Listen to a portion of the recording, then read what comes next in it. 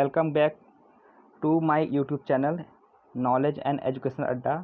दोस्तों, आज मैं मॉडर्न हिस्ट्री की सीरीज़ में जो मैं चला रहा था उसका सेकंड पार्ट लेकर आया हूँ।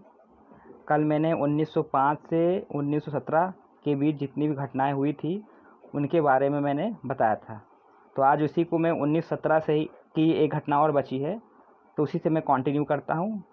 और दोस्तों, जिन दोस्तों ने इसका फर्स्ट पार्ट नहीं देखा है तो मेरे चैनल के प्लेलिस्ट में जाकर हिस्ट्री सेक्शन है उसमें इसका फर्स्ट पार्ट आप देख सकते हैं। और भी बहुत सब्जेक्ट्स की वहाँ वीडियोस चल रही है, लेक्चर चल रहा है, जैसे कि केमिस्ट्री है, बायोलॉजी है और एनसीईआरटी की सीरीज़ भी चल रही है 6 से 8 तक क्लास की, उसको भी आप देख सकते हैं। ओके दोस्तों, चलिए शुरू करते हैं। तो दोस्तों देखते हैं 1917 की एक अगली घटना है, वो है चंपारण आंदोलन। चंपारण आंदोलन जो है गांधी जी का भारत में पहला आंदोलन था। मतलब गांधी जी ने जो भारत में पहला सत्याग्रह आंदोलन किया था वो था चंपारण आंदोलन। ये एग्ज़ाम में अक्सर पूछता भी है कि गांधी जी का भारत में पहला सत्याग्रह आंदोलन कौन सा था, तो वो था चंपारण आंदोलन। ये आंदोलन क्यों किया गया था? ये गांधी जी ने ये बिहार में एक क्षेत्र है चंपारण, तो वहाँ के नील की खेती करने वाले किसान थे, ठीक। तो उन किसानों के हित के लिए, उनके हक के लिए गांधी जी ने ये शुरू किया था। और ये आंदोलन जो है एक नीति थी ब्रिटिश सरकार की, वो है 3 गठिया नीति। इस नीति में क्या होता था कि नील की खेती का जो भी उत्पादन होता था उसका 20 हिस्सा किया जाता था, 20 भागों में बांटा जाता था। तो उस 20 भाग में से 17 भाग हिस्से जो है 17 भाग ब्रिटिश सरकार ले लेती थी और 3 हिस्सा सिर्फ नील मज़दूरों को मिलता था, तो जिससे उनको बहुत नुकसान होता था। तो इससे वो बहुत परेशान हो गए नील किसान की मेहनत हम करें, हमें सिर्फ 3 हिस्सा मिलता है और 17 हिस्सा ब्रिटिश ले जाए। तो उनके शोषण के विरुद्ध महात्मा गांधी जी ने जो है चंपारण आंदोलन किया। और इस आंदोलन के लिए आमंत्रित करने वाले जो थे वो थे राजकुमार शुक्ला और राजेंद्र प्रसाद जी, जो कि हमारे देश के प्रथम राष्ट्रपति थे। उन्होंने जो है उनके यहाँ ये ठहरे थे, राजेंद्र प्रसाद जी के घर में ठहरे थे, उनको आमंत्रित किया था राजकुमार शुक्ला ने। ये क्वेश्चन कभी एग्जाम में पूछ लेता है कि उनको किसने आमंत्रित किया था, वो कहाँ ठहरे थे, ठीक है। अगली घटना देखते हैं 1917 के बाद 1918। तो 1918 की एक छोटी सी घटना है, वो अहमदाबाद का मिल मजदूर आंदोलन। गुजरात के अहमदाबाद शहर में ये आंदोलन हुआ था। जो 1918 तक गुजरात जो है मतलब औद्योगिक क्षेत्र में काफ़ी विकसित हो चुका था और वहाँ पे कपास की मिलें थी, और कपड़े की मिलें वगैरह ज़्यादा थी वहाँ पे। तो इसी मिल में मज़दूरों और उनके मालिकों के बीच उनके मांगों को लेकर जो है आंदोलन हुआ, ठीक है दोस्तों। तो अगला एक आंदोलन और देखते हैं, वो है 1918 का एक आंदोलन है, वो है खेड़ा सत्याग्रह। खेड़ा जो गुजरात में पड़ता है, ये आंदोलन 1918 ईस्वी में एक किसान आंदोलन था। यह आंदोलन गांधी जी के द्वारा खेड़ा के किसानों के बढ़े हुए लगान और अन्य उनकी जो मांगे थे और और भी उन लोगों के साथ शोषण हो रहा था, तो उस शोषण के विरुद्ध जो है गांधी जी ने इसको शुरू किया था, ठीक है दोस्तों। नेक्स्ट देखते हैं 1918 के बाद 1919 की घटना। तो 1919 की एक सुधार हुआ था, जिस सुधार का नाम था मॉन्टेग्यू-चेम्सफोर्ड सुधार। मॉन्टेग्यू-चेम्सफोर्ड सुधार, इसका नाम इसे रखा गया कि मॉन्टेग्यू जो था उस समय भारत के सचिव थे और चेम्सफोर्ड जो थे वो इंग्लैंड के वाइसराय थे। तो इस सुधार को 1917 में बनाया गया था इंग्लैंड में और 1919 को इसे लागू किया गया भारत में, और इसके साथ ही राज्यों में द्वैत शासन लागू किया गया। मतलब ये बहुत ही हॉट क्वेश्चन है, एग्ज़ाम अक्सर आता है कि भारत में द्वैध शासन कब लागू हुआ, तो वो 1919 के मॉन्टेग्यू चेम्सफोर्ड सुधार में। द्वैध शासन क्या होता है दोस्तों? द्वैध शासन मतलब होता है कि किसी सरकार में दो लोगों का शासन। मतलब इसमें होता क्या था, जैसे कि ब्रिटिश क्या करते थे, जो भू राजस्व से संबंधित या जितने भी टैक्स, जितने भी राजस्व संबंधित जितने भी जिम्मेदारियां होती थी वो ब्रिटिश लेते थे। वो कहते मैं इसको देखूंगा। और शासन से संबंधित जो भी जिम्मेदारियां थी वो भारत को मिलता था, भारतीयों को मिलता था। तो बहुत चालाक थे ब्रिटिश, जानते थे कि भू राजस्व संबंधी अगर वो जिम्मेदारी लेंगे तो उनको उस फ़ायदा होगा। और अक्सर शासन चलाने में जो है हमेशा घाटा होता है, कि शासन में सामाजिक विकास देखना पड़ता है, जनताओं को बहुत सारी नीतियाँ लागू करनी पड़ती है। ठीक है, तो इसमें मतलब ये घाटे का सौदा होता था। और राजस्व संबंधी जो भी कार्य होते थे उसमें हमेशा प्रॉफिट ही होता था। इसलिए राजस्व संबंधी कार्य जो ब्रिटिश देखते थे और शासन संबंधी कार्य जो भारतीयों को दिया जाता था। ठीक है दोस्तों, तो मतलब कहने का मतलब है हम ब्रिटिश जो है हमेशा अपना फ़ायदा देखते थे। तो 1919 की ही का एक अगला एक्ट है, एक बहुत ही फेमस एक्ट है, वो है रॉलेट एक्ट। आप लोगों ने सुना, पढ़ा भी होगा बचपन में, छोटी क्लासों में। रॉलेट एक्ट क्या था? ये एक्ट जो है 19 मार्च 1919 को लॉर्ड चेम्सफोर्ड के काल में ब्रिटिश सरकार ने जो है न्यायाधीश सर सिडनी रॉलेट की अध्यक्षता में एक कमेटी गठित की थी।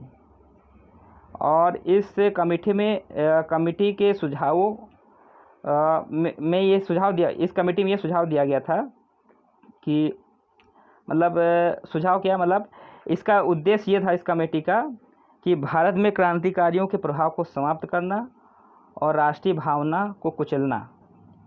और इस एक्ट को जो है काला कानून कहा गया। भारतीयों ने इसे काला कानून कहा। इसे काला कानून क्यों कहा?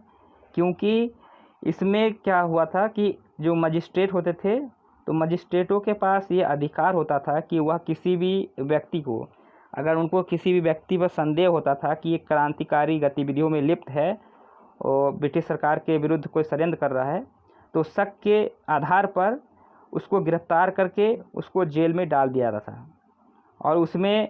और इस कानून को कहा जाता था कि बिना अपील, बिना वकील और बिना दलील का एक्ट। क्योंकि इसमें कोई भी दोषी व्यक्ति कोई वकील नहीं कर सकता था, ठीक, ना तो वो किसी न्यायालय में अपील कर सकता था, ना अपनी कोई दलील दे सकता था। मतलब उसे अपने बचाव के लिए कोई अधिकार नहीं था। ठीक है दोस्तों, तो आई होप आपको समझ में आ रहा होगा। ठीक है, अगला देखते हैं। 1919 की ही एक बहुत ही दुखदाई और दिल दहलाने वाली घटना है, जो कि आप सभी लोग ही जानते होंगे। वह है जलियांवाला बाग हत्याकांड, जो कि 13 अप्रैल 1919 को हुआ था। तो जलियांवाला बाग ये स्थान का नाम नहीं, बल्कि जलियांवाला जो है ये एक व्यक्ति थे और उनका एक मतलब एक प्रॉपर्टी थी, एक बड़ा सा मतलब उसमें बहुत बड़ा सा एक ग्राउंड था, मतलब चारों तरफ से दीवारों से घिरी हुई थी और एक बीच में बहुत बड़ा ज़मीन थी, स्पेस था उसमें। तो जलियांवाला नाम का व्यक्ति था, उसी की प्रॉपर्टी थी। तो ये जो है इस स्थान पर क्या हुआ था कि रॉलेट एक्ट के विरुद्ध में पंजाब के नेता सत्यपाल और डॉक्टर सैफुद्दीन किचलू जो है, इन्होंने क्या किया, रॉलेट एक्ट के विरुद्ध आंदोलन किया। तो आंदोलन करने के कारण ब्रिटिश सरकार ने इन्हें गिरफ्तार कर लिया और कारागार में डाल दिया। तो उन्हें छुड़ाने के लिए क्रांतिकारियों ने और आम लोगों ने जलियांवाला बाग में एक सभा रखी कि कैसे हम अपने इन नेताओं को कैसे छुड़ाएं। तो इस सभा की सूचना जो है कि हमारे देश के बीच जो है, ये बहुत दुख की बात है कि जहां पूरे भारतवासी जो है अपनी ये देश की स्वतंत्रता के लिए अपने जान प्राण निछावर करने के लिए तैयार थे। तो वहीं कुछ गद्दार भी थे। तो वैसे उन्हीं गद्दारों में से एक व्यक्ति था, वो था हंसराज। तो हंसराज ने क्या किया कि इस सभा की सूचना जो है जनरल डायर को दे दी। उसने बढ़ा चढ़ा के बोला कि यहाँ पे बहुत बड़ी ये सभा की जा रही है, षड्यंत्र रचा जा रहा है सरकार के खिलाफ़, तो आप जाके देखिए। तो डायर ने क्या किया, डायर वहाँ गया और उसने ऑर्डर दे दिया निहत्तों पर गोली चलाने के लिए, और इससे क्या हुआ, सैकड़ों लोग मारे गए। दोस्तों ये जलियांवाला बाग स्थान जो है, मैं खुद जाके मैंने देखा है। मैं एक बार गया था अमृतसर, तो वहाँ मैंने देखा ये जलियांवाला बाग स्थान। वहाँ पे क्या था, मैंने देखा कि वहाँ पे बाहर निकलने कोई रास्ता नहीं है, सिर्फ एक मेन गेट है और कोई रास्ता नहीं था, और एक कुआं है अभी भी, जो कि अभी भी ढका हुआ जाली से ढका हुआ है। मैंने देखा उस कुएँ को। तो मतलब जब गोलियां चली तो भागने का कोई रास्ता नहीं मिला लोगों को। तो बेचारे जो कुछ लोग सोचे कि मैं कुएं में कूद जाता हूं, तो बाद में जब फायरिंग बंद हो जाएगी तो मैं बाहर निकल जाऊंगा, बच जाऊंगा, लेकिन ऐसा हुआ नहीं। तो कुएं में सब कूदते गए, धीरे धीरे कुआं पूरा लाशों से भर गया। कुछ लोग के गोली से मारे गए और कुछ लोग कुएं में कूद कर से मारे गए।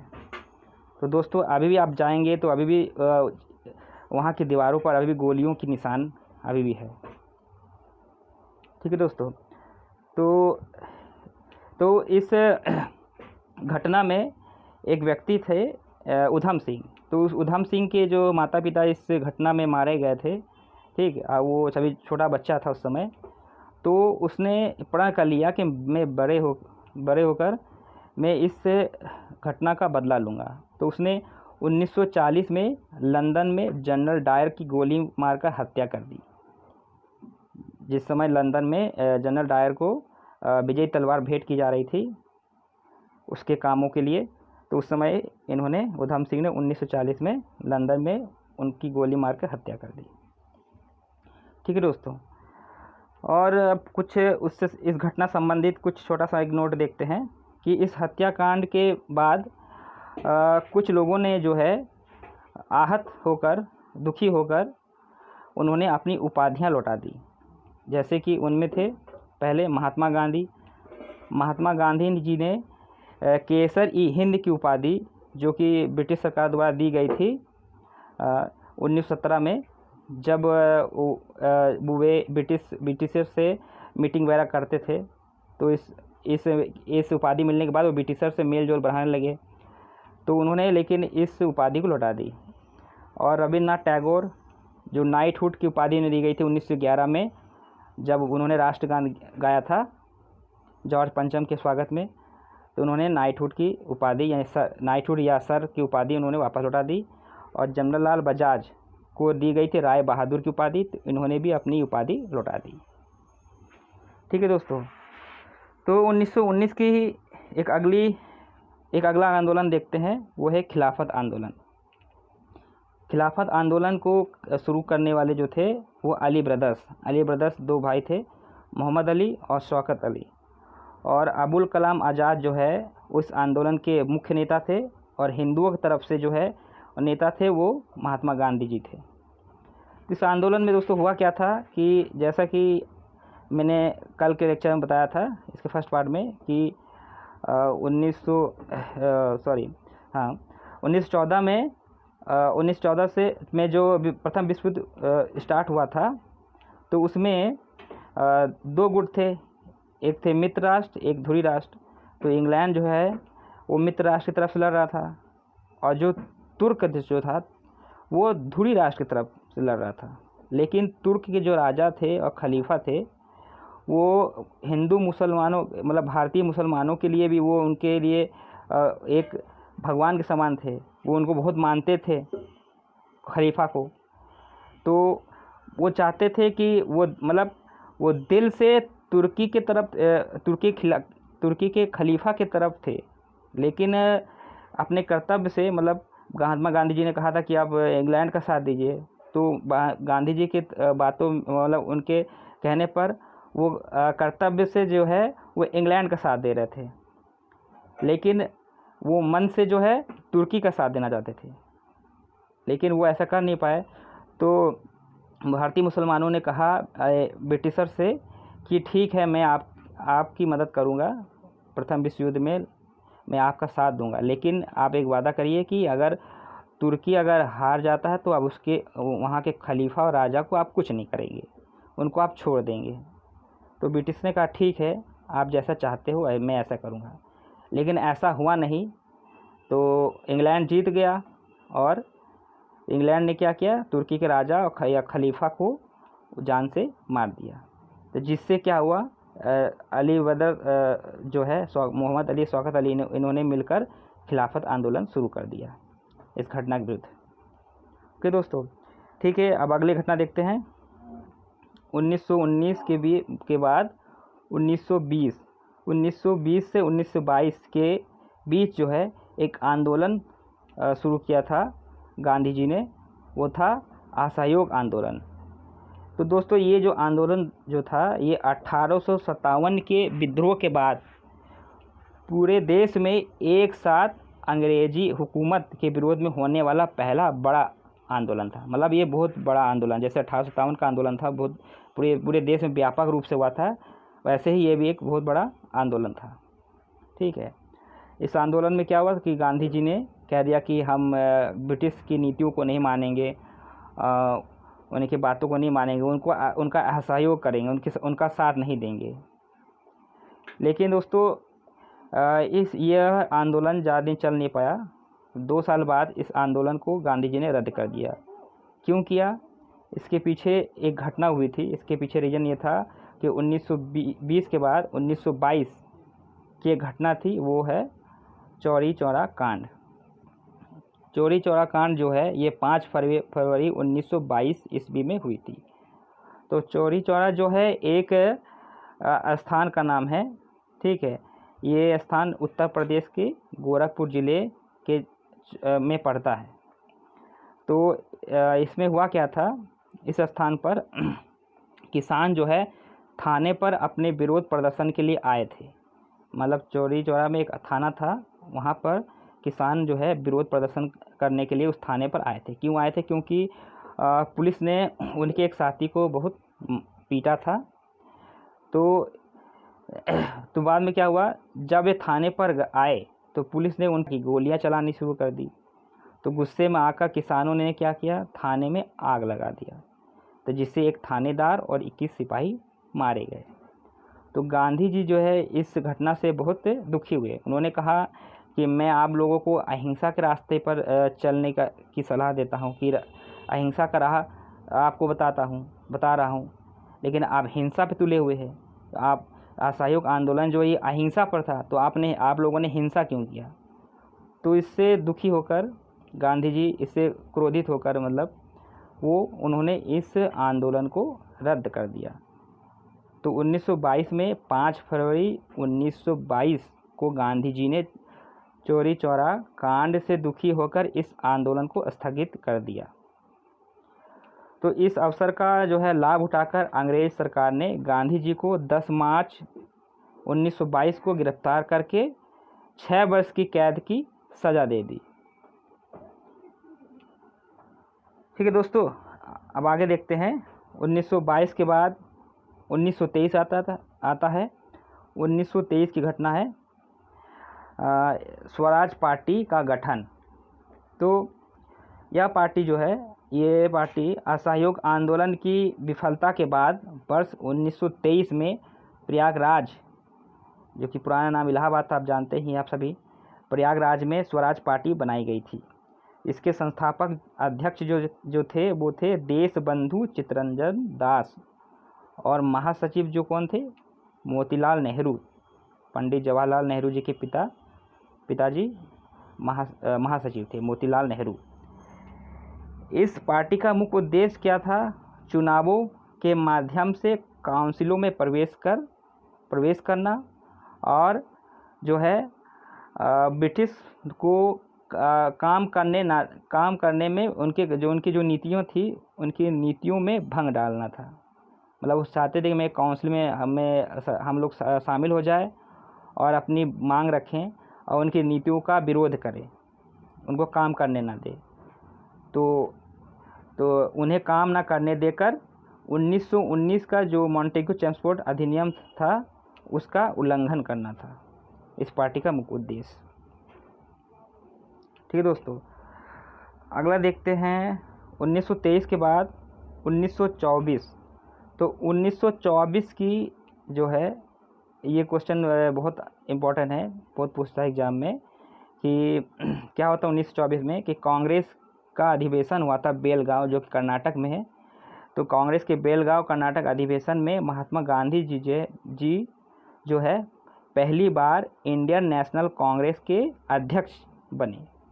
तो एग्ज़ाम में अक्सर पूछता है कि कांग्रेस के किस अधिवेशन में महात्मा गांधी जो है वो चेयरमैन या अध्यक्ष बने थे। तो वो था 1924 का बेलगांव अधिवेशन। ओके दोस्तों, तो 1924 में ही आगे देखते हैं। 1924 में एक सोसाइटी बनी थी, हिंदुस्तान रिपब्लिक एसोसिएशन। तो इस सोसाइटी का गठन जो है सचिंद्र सान्याल द्वारा किया गया था कानपुर में।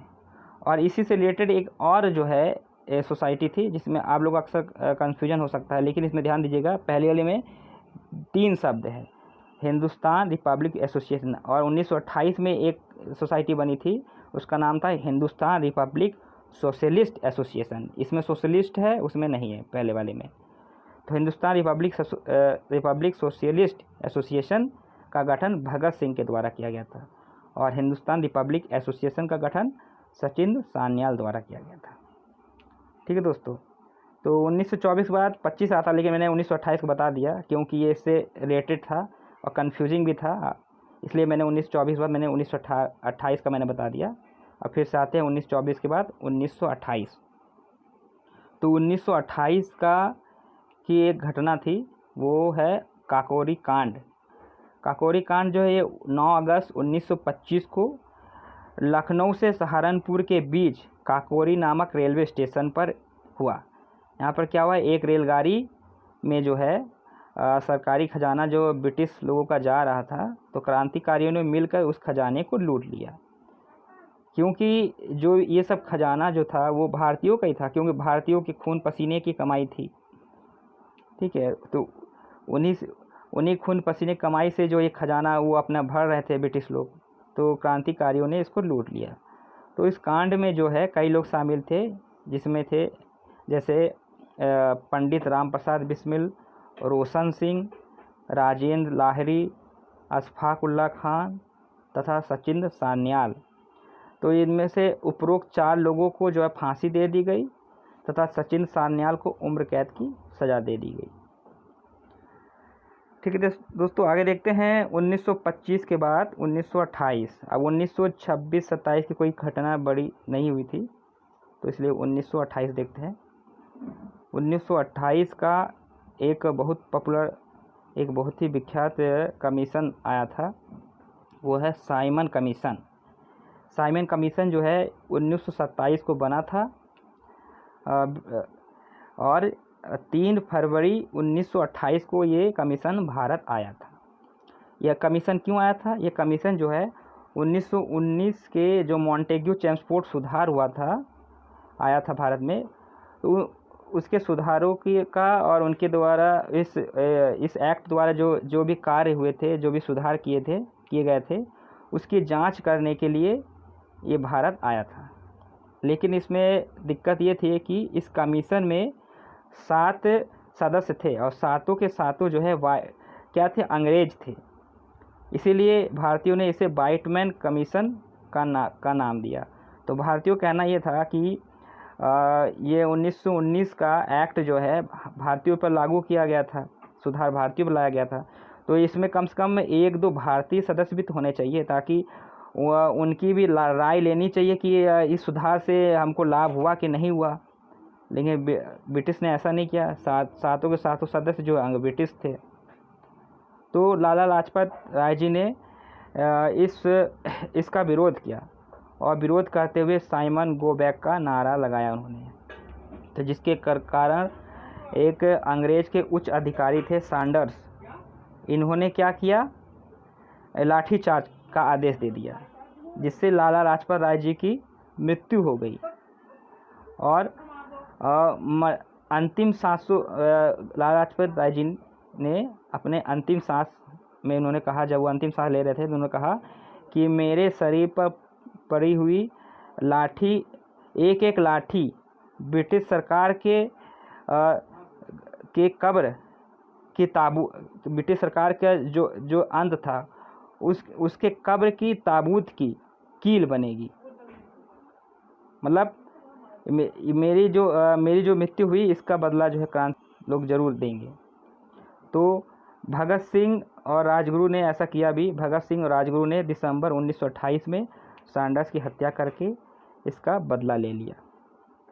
ठीक है दोस्तों, तो दोस्तों आज का लेक्चर यहीं ख़त्म करते हैं। तो आई होप आपको समझ में आया होगा। तो इसका अगला पार्ट जो है मैं नेक्स्ट वीडियो में लेकर आऊँगा।